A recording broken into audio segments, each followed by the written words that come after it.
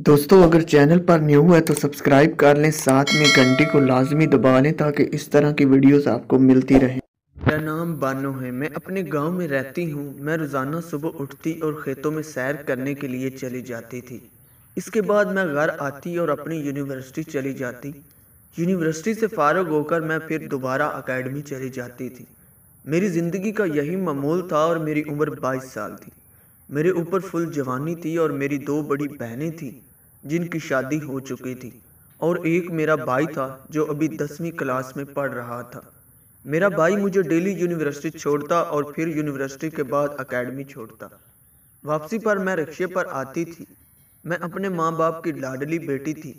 वैसे तो मेरा भाई सबसे छोटा था, लेकिन मेरे वालिदैन सबसे ज़्यादा मुझसे लाड प्यार करते थे, और इसी लाड प्यार की वजह से मैं घर में अपनी हुकूमत चलाती रहती थी।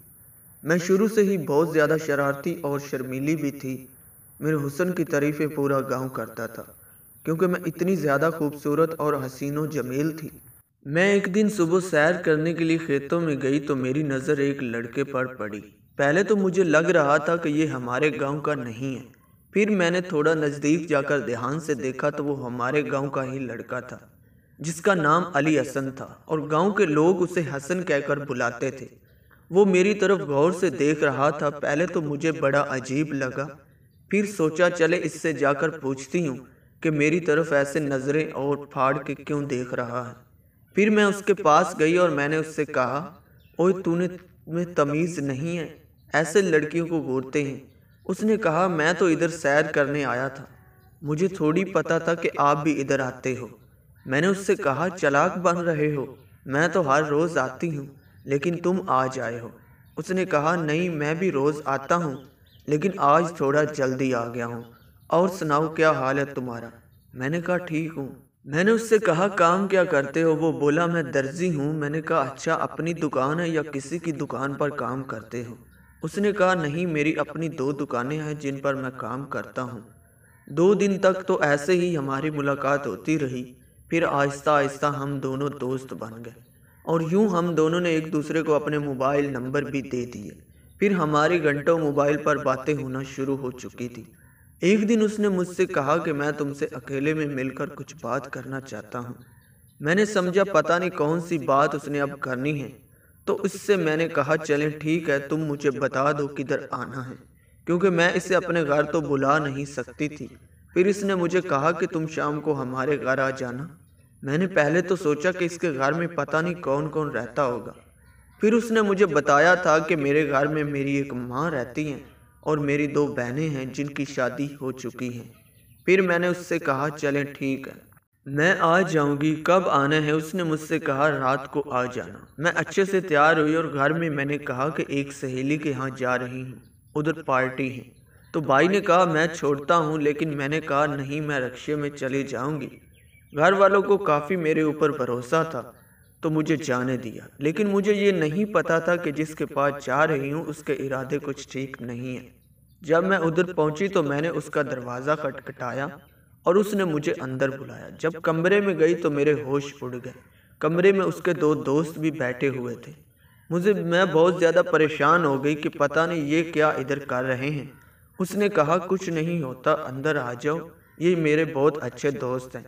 शक्ल से तो मुझे दोनों ही नशेई लग रहे थे। फिर उसने कहा, तुम इधर आराम से बैठो, इनके साथ बातें करो, मैं तुम्हारे लिए खाने पीने का कुछ बाजार से सामान ले आता हूँ। वो मुझे अकेले छोड़कर बाजार से मेरे लिए कुछ लेने चला गया।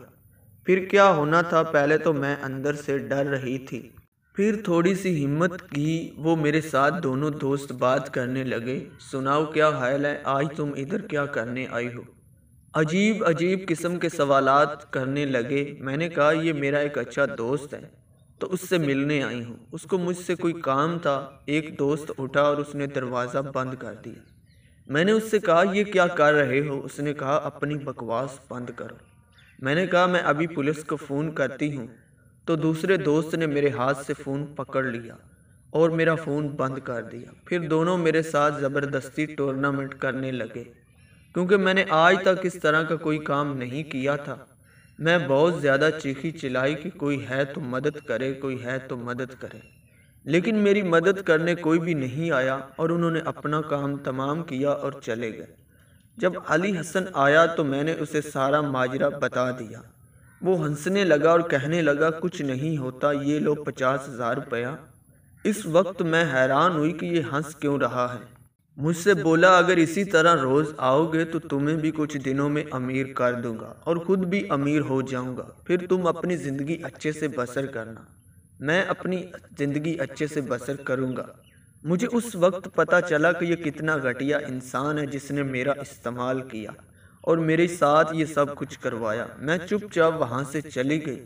میں نے گھر جا کر اسے کال کی کہ اب تم نہیں بچو گے، تو اس نے مجھے ایک ویڈیو بھیجی اور کہا کہ اگر تم نے کسی کو کچھ بتایا تو میں یہ ویڈیو نیٹ پر ڈال دوں گا۔ وہ مجھے بلیک میل کرنے لگ گیا۔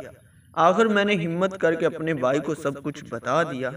اس کے سامنے رونے لگی تو بھائی نے اس کے پھر ایسی پٹوائی کروائی کہ اس کے بعد اس نے کسی لڑکی کی طرف آنکھ اٹھا کر نہیں دیکھا۔ اس کہانی میں صرف اتنا ہی کہنا چاہوں گی کہ آج کے اس دور میں زندگی میں کبھی بھی کسی پر بھروسہ مت کرو۔